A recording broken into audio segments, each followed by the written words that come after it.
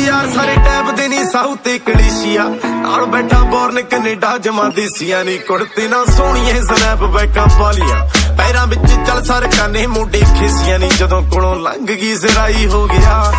ਕੁੜੇ ਮੈਨੂੰ ਇਸ਼ਕ ਨਰਾਈ ਹੋ ਗਿਆ ਨੀ ਤੇਰੇ ਪਿੱਛੇ ਚੱਕਦਾ ਸੀ ਕੱਲ ਨਗਰੋਂ